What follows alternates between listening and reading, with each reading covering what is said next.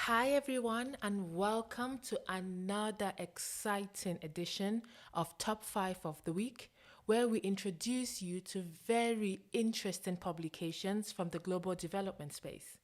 As usual, this week's recommendations are diverse, covering subject matters such as COVID-19 and governance, the future of jobs, gender gap in rural financial inclusion, the state of the world's water, and the intersection of regional integration and the African Continental Free Trade Area.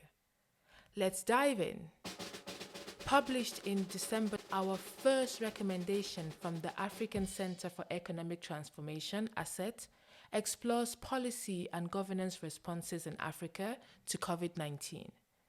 It also assesses the effect of these responses to governance and leadership in the future. The report outlines some of the emerging issues from the pandemic, such as lockdowns, disruptions to supply chains, risk of infection of frontline health workers, economic costs, scientific responses, international responses, and technology. The report also explores governance issues in relation to COVID-19, such as rule of law, decentralization, human rights, corruption, health system weaknesses, trust, COVID-19 domestic resource mobilization efforts, information, the role of civil society organizations, and finally, continental governance efforts. The paper goes ahead to focus on 6 reform partnership countries, which are Côte d'Ivoire, Ethiopia, Ghana, Morocco, Senegal, and Tunisia. It situates the experiences of these countries in relation to actions taken across Africa and the rest of the world in order to facilitate sharing of tested approaches on governance responses to COVID-19. Up next is a global report by the World Economic Forum on the future of jobs. The report looks at disruptions to the labor market brought about by the pandemic and the future outlook of work due to advances in technology. It draws from quantitative and qualitative data to simulate the future of jobs and skills and provides in-depth information for 15 industry sectors and 26 advanced and emerging countries. 11 key findings from the report are: number 1, the pace of technology adoption is expected to remain unabated and may accelerate in some areas. Key finding number 2, automation in tandem with the COVID-19 recession is creating a double disruption scenario for workers. Number 3, although the number of jobs destroyed will be surpassed by the number of jobs of tomorrow created, in contrast to previous years, job creation is slowing while job destruction accelerates.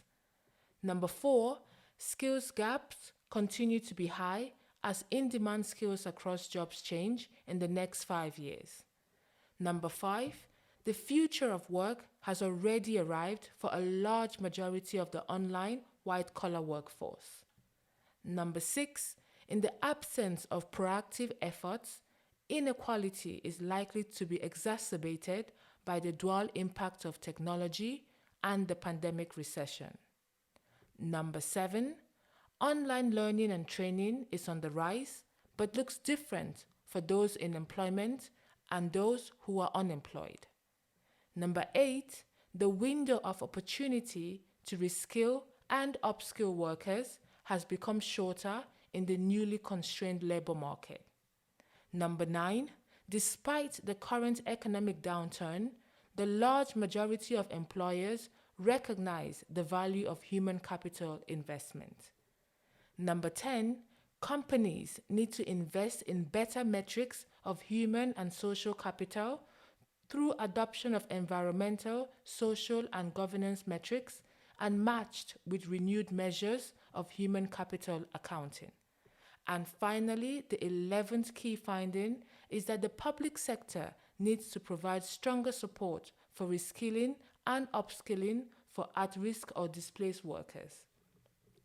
While this is a long read at 163 pages, I find that the report is relevant for organizations, government agencies, and technical experts working in the areas of youth employment, job creation, and human capacity building.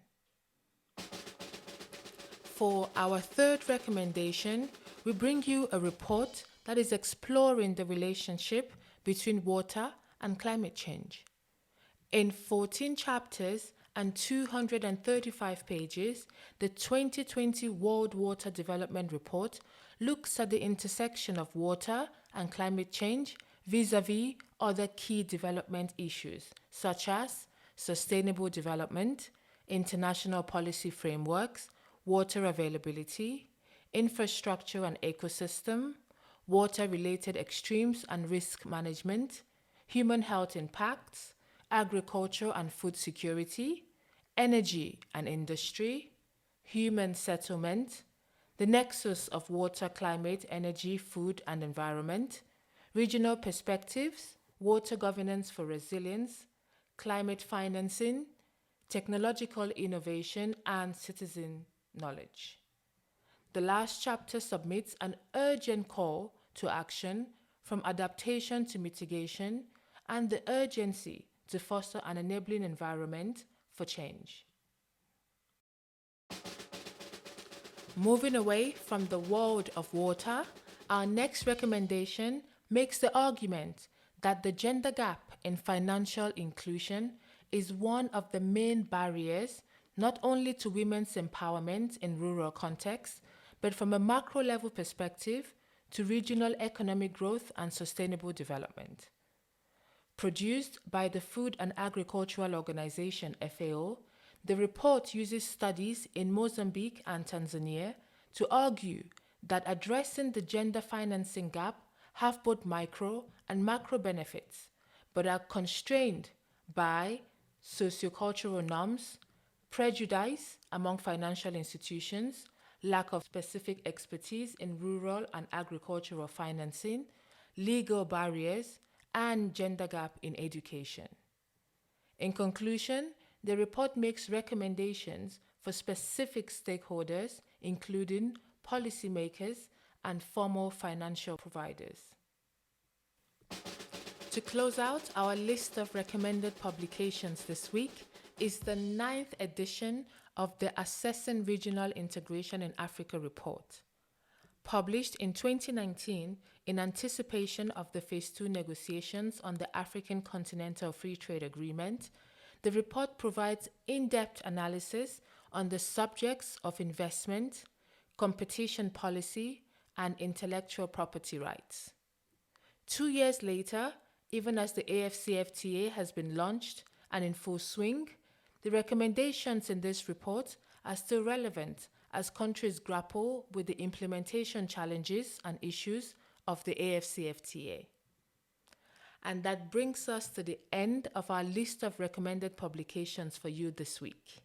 Keep sending us any interesting publications you find in your research, and we'll be happy to add them to our list. Stay safe and enjoy the rest of the week until next Tuesday. Bye-bye.